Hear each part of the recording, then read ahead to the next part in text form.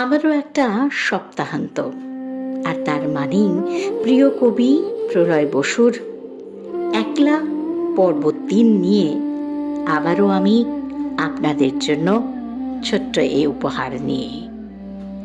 তারা সব প্রান্তরের ধার ঘেঁষে একদিন চলে যায় নীলিমার তরে। এটাই নিয়ম, এটা মেনে নিতে হয়। সময়ের কণ্ঠস্বর শোনা, তাতে এতই বা কি ভয়? অরুণিমা অপেক্ষায় থাকে, অপেক্ষা বিপ্রলব্ধ বলে। বিপ্রতীপে আছি আমি জানি, সে কি আজও কিছু বলে যেতে পারে?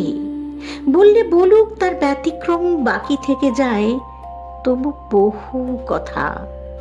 মুগ্ধতার সব প্রান্ত চুয়ে জীবনের সুখের চেয়ে বরাবরই বেড়ে চলে না পাওয়ার ব্যথা। লক্ষ্যে অবিচল স্থিরকের মতো, তাই নুব্জ মুহ্যমান থাকি। বাকি থাক শুধু প্রেম ভালোবাসা। দায়িত্বে দিয়েছি নাকি ফাঁকি? এইভাবে কেটে যায় যত রাত দিন। এভাবেই একলা জীবন বয়ে চলে।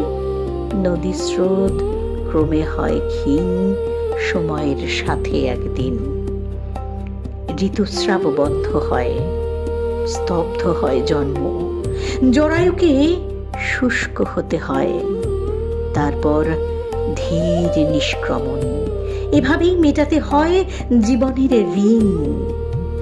নবাগমন সূচনায় একলা অভিগমন।